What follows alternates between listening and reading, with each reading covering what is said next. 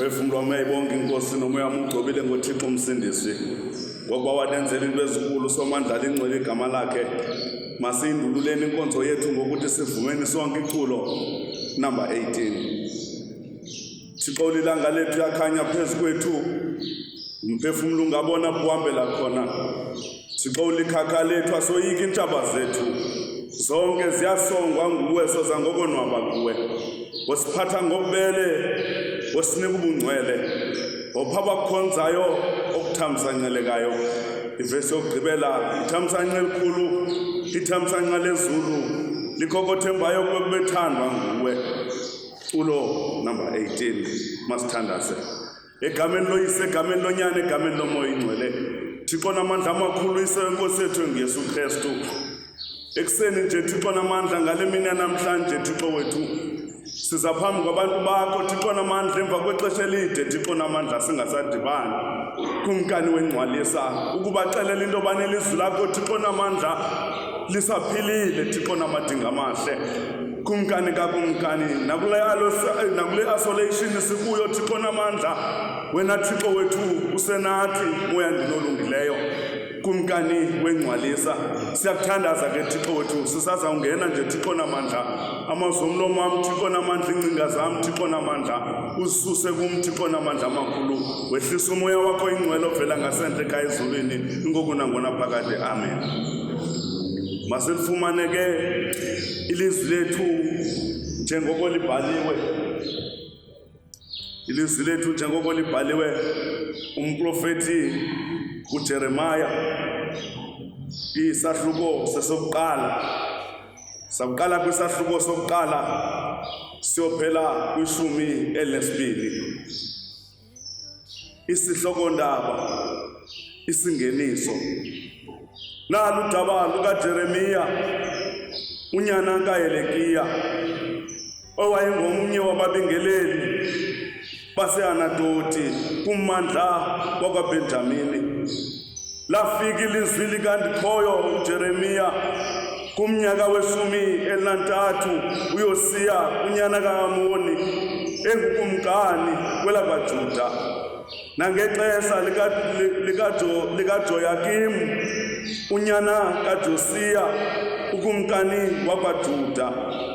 Kwada kwangumnyaka weshumi elinanye uZedekiya unyana kaJosiya elawula abaJuda. Bathi abantu baseJerusalem bathinjwa ngenyanga yesihlanu.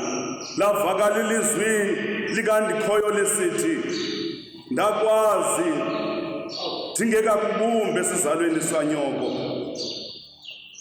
Ndazihlalula wena ungekazalwa. Ndakwalatha ukuba ube ngumshumayeli kwintlanga. Mna ndiphendule ndathi, awu Nkosi yam Ndikhoyo, andikwazi ukuthetha ndisengumntwana. Uthe yena kum uNdikhoyo, musukuthi ungumntwana. Yiya kubo bonke abantu endikuthuma kubo ubaxelele konke endikuyalele kona. Uze ungaboyiki kuba mna ndiza kuba nawe ndikuhlangule kutsho mna Ndikhoyo.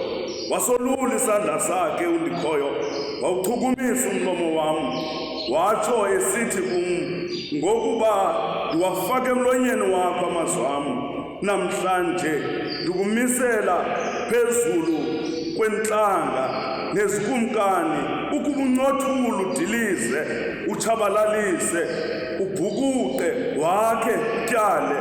Lavakala kum ilizwi likaNdikhoyo lisithi, Jeremiya, ubona ntoni na? Ndathi ukuphendula, ndibona isebe lomthi womAmaleki. Uthe kum uNdikhoyo, ubone kakuhle, nam ngokwam ndithe qwa. Lilizwi lenkosi eli, uThixo ohlala ezulwini makasikelele athamsancelise ufunda kwelizwi lakhe ngoku nangona phakade amen. Mandibulise bawumongameli, ndingakhethanga irhamente yonke kaThixo nabasemakhaya ekseni nje bawundlondlo ngelidla igama lenkosi yethu enguYesu Kristu. Kuso sonke ke sisithathelwa ndisifundileyo sithanda uba sidala kodwa ndaqonda into uba mandize nje nendawo encinci enawuthi ndithethe ngayo.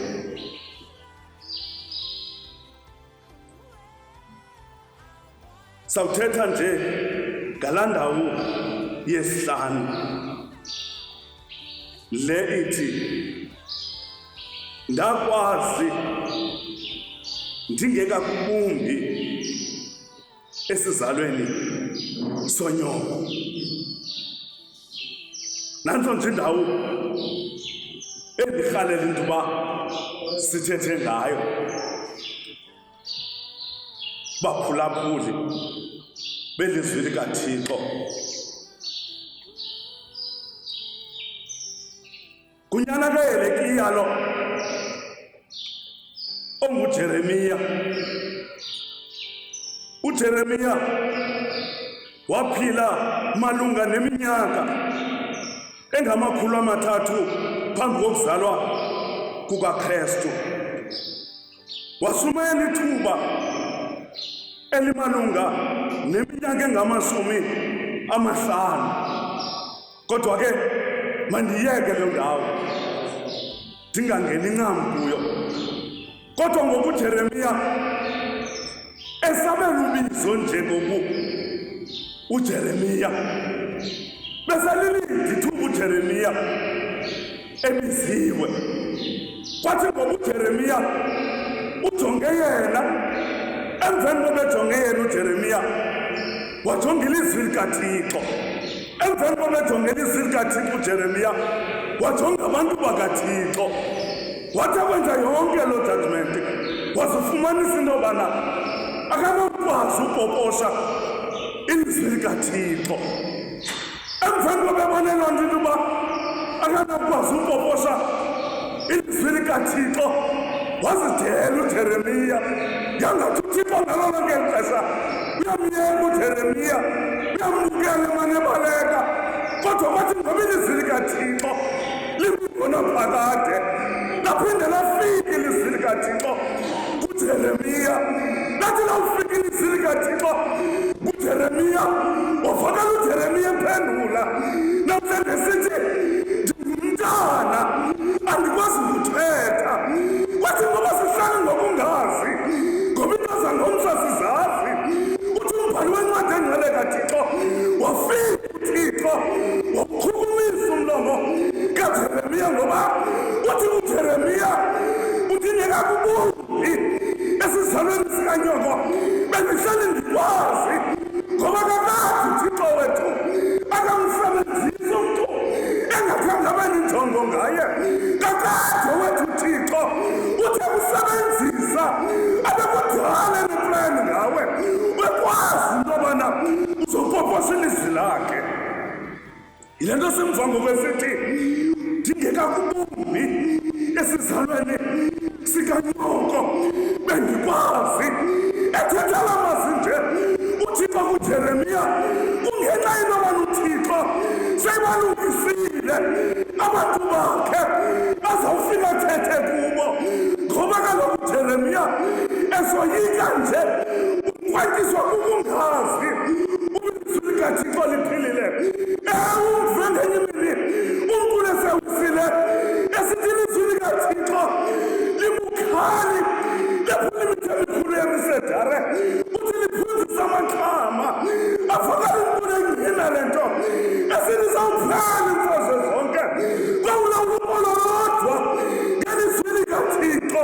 Ngoba sinelizwi likaThixo sinobomi ngalo, siyazazi izono zethu ngomsindisi ngalo. Uthetha ngelo lizwi. Yile nto umvesitha esithi ndingekakubumbi esizalweni sikanyoko bendihleli ndikwazi.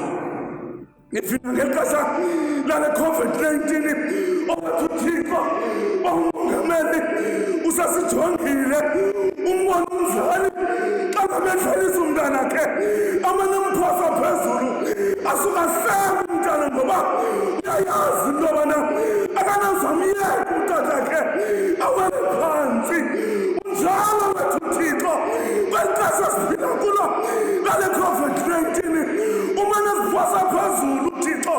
asuka sikhamba uThixo singekaweli phansi ngoba uyayazi uThixo intoba ayikapheli imishini yakhe. Because of uThixo usenenjongo zoba kunabantu abasebengumqwebethu abalapha phandle abasanithi uviswa ilizwi likaThixo.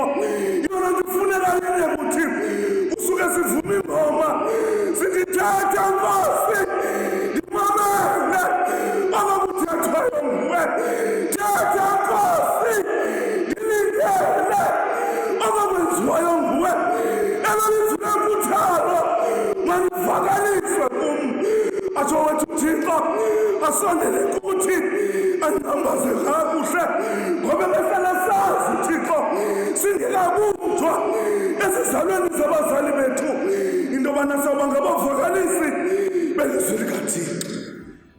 Ndiyamthanda ke uJeremiya ngoba nabenethandabuza nje uthi awuvala amazwi amkhamfathayo amnika ilunda loba makanye ebantwini asukathi kuwe Yeremiya axelelwe Yeremiya into yoba niyothi akuyothule adilise ndamzunika ilunda loba makahambe ayekwenza umsebenzi kaThixo ngokupheleleyo.